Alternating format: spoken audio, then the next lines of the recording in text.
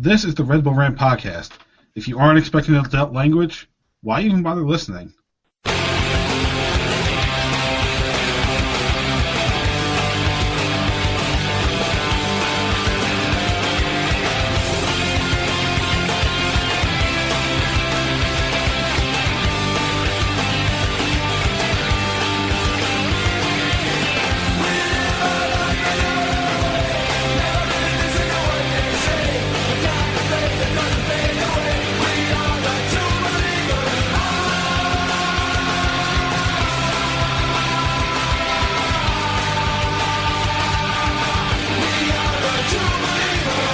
Welcome, my friends, to the show, friends. This is the Red Bull Rant podcast. I'm your host, Jason Iapico.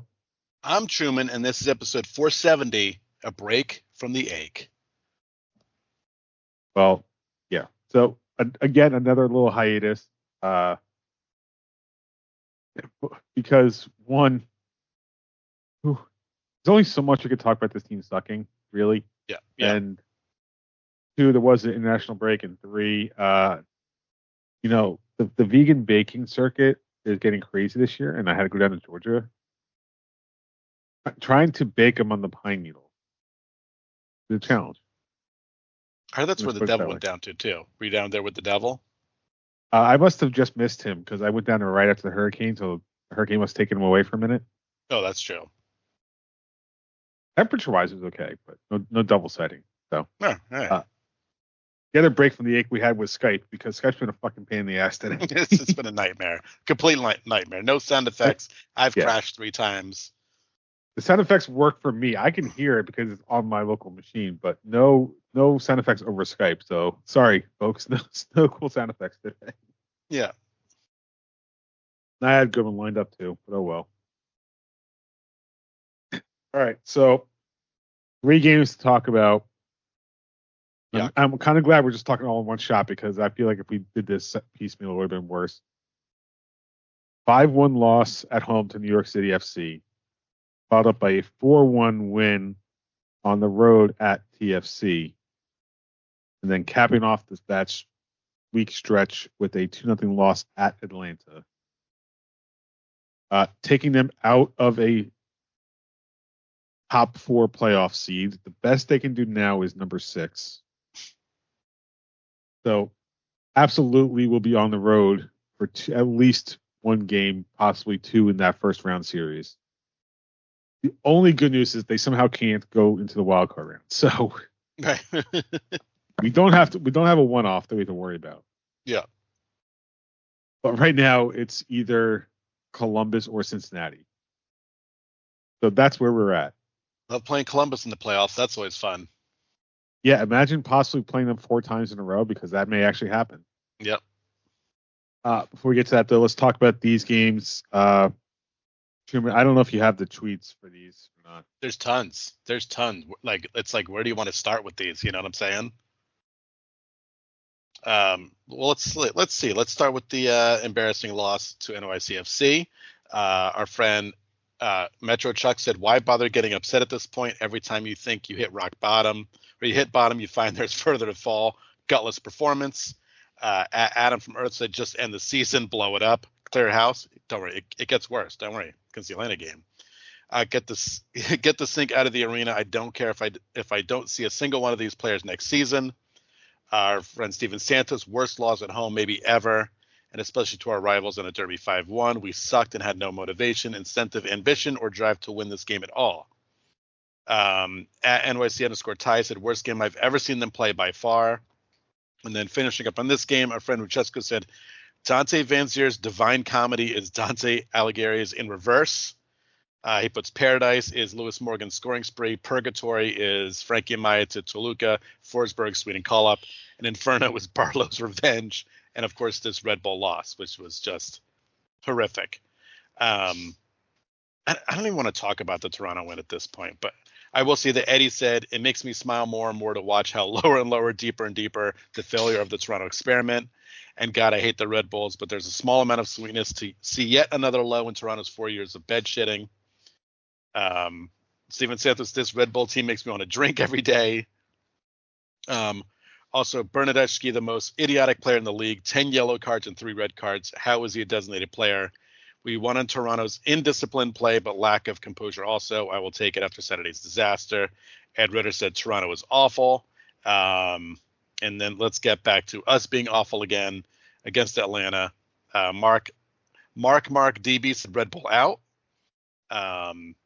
At Boz Firston said get ready to get sick of Columbus. Stephen Seto said we suck. And then Ed Ritter said shambolic officiating, but we lost this by starting 5 in the back and being completely toothless for 45 minutes. Ain't that the truth? So that's, definitely more negative than positive, that's for sure, because the negative was really, really, really negative. Really negative. Really, really, really, really negative. Yeah. Really, really, really. So let's get into this with our likes and dislikes. I feel like we should start with likes just because we're gonna rant about dislikes anyway. Mm-hmm. So what did you like about these matches? I'll say this: my like is that it's become mostly a blur because the Mets are in the playoffs. So I've been able to cover up my, what's a good word, disdain of their god-awful play with watching a team in the NLCS, even though they're losing this too. But listen, I didn't think the Mets were going to get this far, so I'm enjoying the ride while it lasts. So that's really the best part. Even the Toronto win, it was like a fucking who cares, right? It was you finally beat a team you're supposed to beat, but aside from that, it was just like a who gives a shit win. I really didn't. It just the amount of losing and 1-1 draws just wasn't going to make me that happy with a 4-1 win. All it really did was temporarily keep them out of a away playoff series, which didn't really make a difference. So I don't know. My like, I don't know. I don't even know if I could like the Toronto game that much. Like, the goals weren't that great. We didn't, as much as we won 4-1, we didn't look great until the second half. Right. Like, we barely skated by in the first half with, if I remember correctly, I think it was 1-1 at halftime. Or maybe it was 1-0, but then they immediately got that like penalty kick in the second half. Like, whatever it was. Like, it wasn't a great lead. Right. And it only became a good lead once we went up 2-1, and Toronto, because they were literally fighting for the playoff lives, had to start pressing them.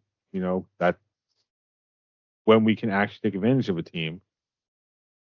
So I guess that's my dislike, is that the only time we played well was against a team that the only time we played well was against a team that literally was on, like, had their playoff lives on the line and didn't have their top player.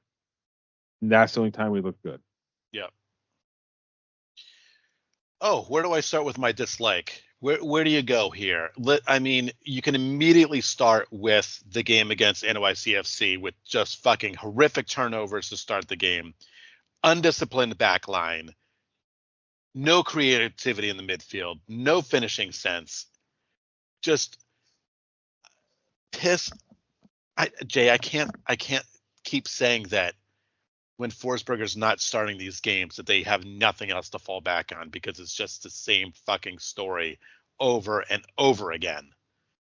It's so infuriating when you you miss one guy and right, except for a win against a fucking terrible Toronto team, which, let's face it, they were lucky to beat because they can't beat the other terrible Philly teams, Chicago teams. There's other bad teams they consistently lose to, but they're missing one guy and they have nothing to make up for it. Absolutely nothing. Again, losing him, then you don't have Frankie Maya because you fucking sold him off, and they have nothing left. There's nothing on this team. Lewis Morgan is doing very little without him on the team. I don't know. Hopefully this international break, everyone's well rested for some fucking pretend playoff push that we're hoping finally happens. But in the last game of the year against Columbus, are we just going to see more listless soccer? Because that's what I'm expecting. I'm going to admit now, I'm not watching this game Saturday. I'm taking a break from it. I don't blame you. I really don't. I mean, I told you, I have another reason as well, because the fucking goddamn Jets are shitting the bed with this fucking roster they built that should be not undefeated, but realistically 5-1, and they're sitting there 2-4. Between that and the Red Bulls, I'm like, why the fuck am I watching New York sports this weekend? Any sport that involves football has been sucking the life right out of us. That's what's happening. I'm still going to watch Everton, which is going to drain some life out of me, but at least that's an early morning thing, and the rest of the day can like let me rebound from it. Well, if they play in the state of New Jersey, they're fucking killing us. Yeah. Poor Pat McDonald, who decided to go to the Rutgers game and watch them get their asses kicked, and then went to the Giants game and watched that complete shit show. Yep. It's been ugly. It's been an ugly, fucking disappointing season. There was so much promise in the beginning of this year. That was my was the fact I didn't watch the Atlanta game. Or the NYC game. I technically missed both. Actually, no, I'm sorry. I watched the first half of New York City. Well, the Red Bulls missed the NYCFC game. True. Because they weren't there for it. It's weird. The only one to show up. The only one to really show up to that game was Van Zier. Yeah. And he only showed up for about a few seconds. Yep. My God. I mean, the changing the turning point in the entire season was that Frankie Maya sell-off. That was it. That was the change of this team, because then Lewis Morgan gets hurt, and not Lewis Morgan, Emil Forsberg gets hurt. And that was it. That was the fucking downfall of this team. And look where they are now. They could have been, they were playing like a top 3 team. They were playing like a top 4 team too, but they were really playing like a top 3 team. And those were the 2 moments where it just fucking completely fell apart. It just occurred to me. Think of the last team that had success for us was 2018. Yeah. Who was in the back? Who was it anchoring the midfield at that point? In 18? Sean Davis. Yeah. Yeah. Him and Frankie Maya play similar games in that defensive midfielder role. Question was gone in 18, right? Yeah. Oh yeah. But we still had people that could create. As much as it wasn't question level, they could still create. The key apparently to our system is having a solid defensive midfield and a attacking midfield that can create. Well, they just don't have that. No, and we haven't since 2018. And they have 2 forwards who come on the field and constantly miss or hit the woodwork over and over again. And that doesn't help either. It's one thing when Bradley Ray Phillips misses like half his shots, but it doesn't matter because the rest of the team is giving him like 50 chances a year. So right, and he was pumping in goals. So yeah. All right, should we just move on? Yeah, I guess we don't have to keep going on about it. We're leading to more disappointment in the upcoming week. So all right, so prediction standings. There's been no change. It's Truman's in first with 16. I am in second with 13. 1 game left, so basically I need to get 3 points. Truman 0, and I don't know if I own a tiebreaker or not. If that happens, so it's very possible you already won, as far as I know. One team we know is not going to win, though, is the Red Bulls on Saturday when they host Columbus in the regular season finale. October 19th, 7:30 p.m. Eastern Time. Columbus comes into this with a 18-9-6 record, 63 points, plus 31 goal difference, number 2 in the Eastern Conference. And let's be clear. Columbus has played a lot more games than us, because they were involved in the whatever the fuck they're calling the CONCACAF Champions League now. Yeah. They made a run in the Leagues Cup. I think they made a decent run in Open Cup too. Like, this team has played a lot of games, and look where they're at, and we can't do fucking even close to that. Yeah. As I was saying, the best outcome this week is we somehow move up a spot in the standings, which the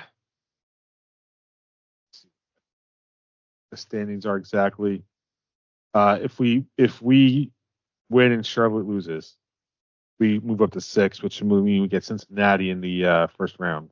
Yay! Worst case is we stay exactly where we are and we get Columbus in the first round. Either way, we know that's going to be the case. I mean, come on, what are we talking about? Yeah. I mean, either way, we're not winning that series. No. So the question is, do you want to possibly see Columbus 4 times, or would you rather see Cincinnati 3 times? Neither. I mean, it shouldn't have been a decision that had to be made. They should have had a home game here, but you know.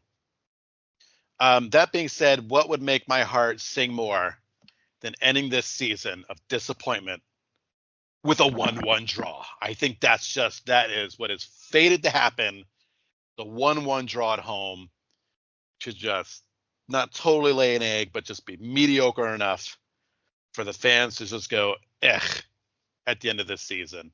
The best thing that can happen is that they play Columbus really well and they look like a team that can actually break out in the playoffs. You and I don't see that happening. There's a slight chance that everyone's healthy. Slight.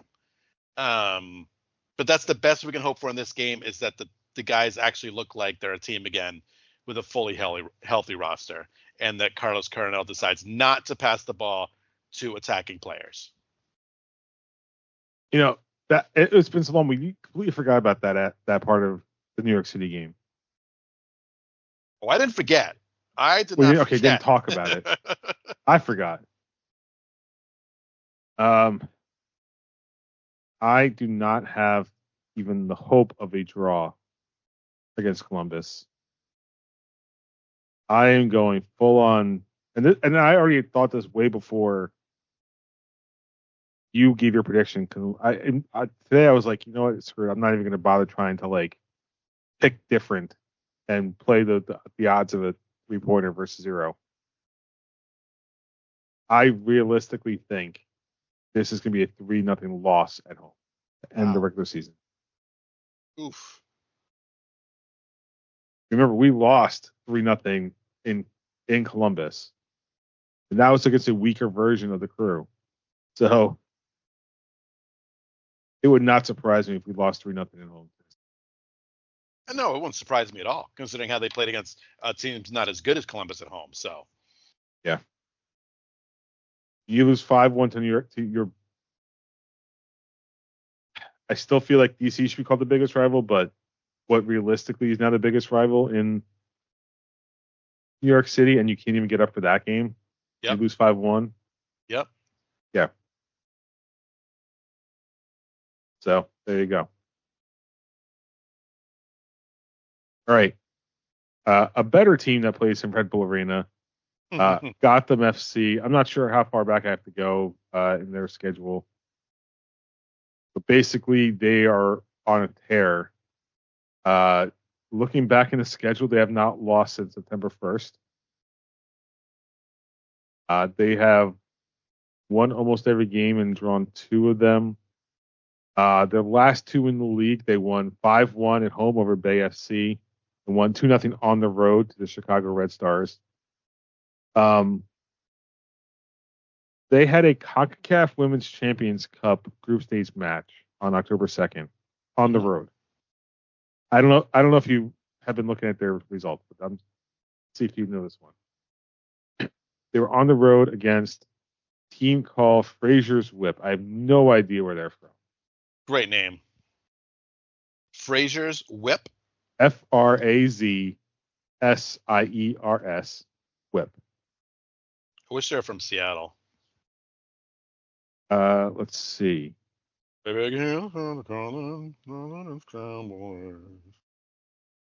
are they from? Thank you, CONCACAF website. You're very helpful. I'm going to guess Jamaica just based off the fact that the whole roster is Jamaican. Okay, there you go. Do you want to take a guess at what the scoreline is? Now, remember, they were on the road for this. Don't know. 5-0. 13-0. Oof. Oof. Gotham FC had two players, and I might screw the names up, Yasmin Ryan and Lynn Williams, with hat tricks. Both of them finishing their hat tricks in stoppage time. Lynn Williams got her hat trick all within 11 minutes. They had one player with a brace and an own goal by Fraser's whip in the 85th minute. Well then. All right, let's see what. This is how bad it was. At halftime, it was 4-0. So they scored 9 goals in the second half. Let's see. 6 of those coming from the 82nd minute on. It was 12 minutes on the clock. So 12, they scored 6. They were averaging at the end of the game a goal every 2 minutes. Hey, they're winners. That's one team that actually plays in that stadium that wins fucking games. In the standings, for the NWSL, they currently sit third with 50 points, a record of 15-5-4. They are losing on tiebreaker to the Washington Spirit, who are also 50 points. They have 2 regular season matches left, I believe. Yes, 2 regular season matches left. They cannot catch the Orlando Pride, so it looks like the Orlando Pride will win whatever the NWSL's version of the Shield is. And looks like the best they could do is still second place for the playoffs. So, all right.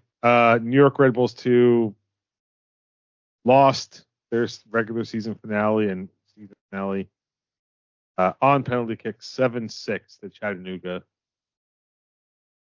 That put their final record at 10-6-12, minus 5 goal difference, 40 points, 11th in the Eastern Conference.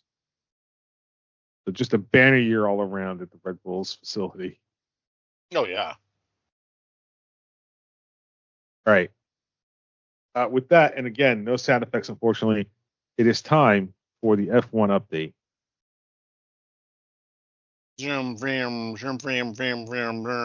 There you go. I can't do the radio calls, so. Right. They've been off. So we are in Austin, Texas. What is it? The Circuit of America this weekend. Hopefully Red Bull Racing figured out what the fuck they're doing to get back on track, because you are in, I believe it is Austin, and then it is Mexico City, and then I believe it's Brazil. So now's the time to actually, yeah, I'm right. Yeah. Yep. Austin, Mexico, Brazil. It's time to get their shit together. We're hitting the home stretch here, and these are races they need to win. These are races that Red Bull usually win. Let's fucking go. Well, hopefully Checo will be doing better. And Max too, for that matter, since he wasn't that great in the last race.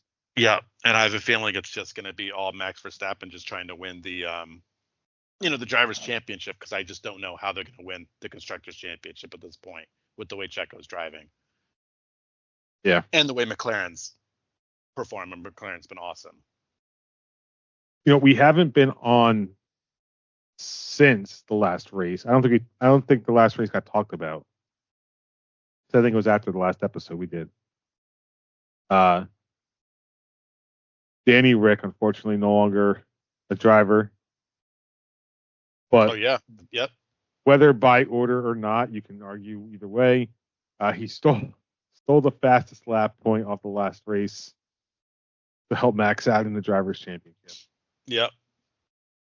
That realistically had to be some sort of team order, right? Like, there's no way he's sitting down there in a non-point spot and he's like, screw it, I'll go for the fastest lap. Yeah, 100%. Because right, it's going to be more than likely my last race. What else am I going to do? Let's get that point. Go out with a bang. Which sucks because he doesn't even get the point because he wasn't in 10th. So right, yeah.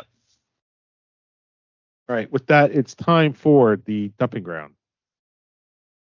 I can't really do sound effects, so Beep, beep, beep. I'm the trash man. there you go. Listen, football sucks all around at this point. Oh, God. No kidding. I mean, Jets went out and got Aaron Rodgers and all the stuff he wanted, and this is what happens. And they fired the coach, and then the defense gets worse because the defensive coordinator can't do that stuff anymore. Just I don't know. I do not plan on watching the game against the Steelers. I am literally taking the week off from New York football. You think about it, the Jets could have had 2 wins if they just made field goals. 2 more they could have flipped this record. It could have been 4-2. Could have actually if they would have made field goals. And they could have be 5-1 if they were just a little better in London. Yep. Made field goals. Hey, maybe they become ugly wins, but they're ugly wins, not ugly losses. The Giants are just fucking playing ugly. Their secondary is fucking terrible. Their secondary is so bad. Everyone knew that going into the season. But my God, it's just, and I mean the Jets game too. It was just big play after big play given up, and then penalty upon. Oh my God. I had to stay up for 2 straight nights of bad football teams. 2 straight nights. Yeah, I don't know why you subject yourself to the second night. Because I can't help myself. I have to be there. I gotta watch it. I don't know why, but I put on the Manning cast, so it's bearable. And then of course you got Belichick talking shit on the Jets, and that's always fun. But God Almighty, just. It's like we said earlier. It's been a brutal football world in the Jersey, New York area. It really has been. And I don't know. I don't follow Rutgers, but I just imagine their season went downhill quickly. They started 4-0, and then they lost to Nebraska on the road, and then they played Wisconsin at home and got fucking destroyed. Now they're probably they only need to win 2 games to get into a bowl, but you went from maybe playing in a really good bowl game until playing, they said probably like whatever the bowl game is in Detroit, or the one in Orlando. So it's just another season of Rutgers being, So yeah, that's been a letdown. But hey, like you said, at least the Mets are doing well. Don't worry, I haven't mentioned them for the last time. Don't worry, I'm getting there. Okay. Well, I figured that was a good segue. And I know you're not a Yankees fan, but they're doing well. Yep. I know the Yankees lost tonight, but they're still leading the series, right? 2-1. So. Yep, 2-1. Yep. So at least there's that. Yeah. Well, let's get to this terrible team because I have a terrible team for you. Okay. So that brings us to the last segment show, Truman's terrible team of the week. Well, right terrible. Now, it's the New York Mets right now. And again, listen, I love this team. What a magical ride. I've enjoyed every second. Again, nobody expected them to get this far. But in this NLCS so far, they have given up 9 runs in the first game and lost. They gave up 3 runs in the second game and won. They gave up 8 runs last night and lost. And they're currently down 5-2 in the bottom of the 4th in this game. Their starting pitching has been absolutely fucking atrocious. The bullpen hasn't been much better. They can't get clutch hits. They had the bases loaded twice last night and couldn't score runs. The Dodgers are a great baseball team. You're not betting on the Mets to win this series. Obviously, they're clearly the underdog, but my God, go out swinging. And they're not even. The problem is they're going out swinging and missing. That's honestly the big problem right now. Is just they look so overmatched, and it's fucking painful to watch. At least if you're going to lose a series, lose respectably, and they're just not doing that. So I'm happy watching it. You just showed your owner, Stephen Cohen. Why is he wearing fucking mittens? It's cold out there, man. It's cold. How cold is it? It's freaking cold. Maybe because in Maryland it's a little warmer. It doesn't seem like it's that cold outside right now. Right now, where I am in Mass, it's 38 degrees. Google's saying in Queens it's 54. Harrison, New Jersey, 50. The up by you, I get. But I mean, it's still. Have you ever been? Let me tell you what Shea Stadium used to be like in that opening game in April. That was the coldest place on the planet. The wind would just punch you right in the face. It was rough, and that would be on a 1:00 afternoon game with the sun. So cold. So I'm assuming right now in October in Queens, now different stadium, but I don't think it's any better. It could say 50 degrees, but it's still dark and chilly. So I can't blame the man for wearing gloves. According to Google, it's 9-mile-an-hour wind. So I mean, that's not light. Yeah, it's just it's a chilly place. Anyway. Yep, it's just a cold place. Yeah, see, my experiences with Shea was always like summer games, or like late summer where it's still good. Right. I've never been to City Field, so. City Field's nice, but let me tell you, woof, it gets chilly over there. So there you go. All right, we ready to wrap this one up? Yeah, this has been a very ranty, very ranty episode. Yeah, there's nothing good going on. No. All right. You can visit us at patreon.com/Red Bull Rant. $1 a month gets you exclusive content whenever we decide to record. We want to thank our producers, Jeremiah Dempster, Steven Santos, and Eddie Delecto. Thank you guys for tuning into the show. I'm sorry, for supporting the show. Email us, redbullrant@gmail.com. If you want to call us, 973-348-5329. We did have an email from Eddie, by the way. It's just because the soundboard's not working, I wasn't going to make a spot in the show where Truman could not react to it. So, sorry, Eddie. Just did not work out tonight. Facebook.com/Red Bull Rant, on Twitter at Red Bull Rant for the show, at Dr. Seuss for myself, at the Truman for Truman. Subscribe to our show via iTunes, YouTube Music, YouTube, SoundCloud, Spotify, pretty much anywhere you can find a podcast. Last words before we get out of here. Can someone win a fucking game this weekend? Please, somebody win. We don't deserve the pain. We need wins. I don't want to be the only team that I like that wins play in fucking England. I would like a team that actually plays here to win a fucking game that means something. So that would be super, because I'm probably not getting it tonight with the Mets. So I need something. This is a call to all the teams. Any team, please, I'm begging you, win. All right. On that note, so this has been episode 470 of the Red Bull Rant. For Truman and myself, thanks for tuning in, and as always, go Red Bulls. Go fuck it up.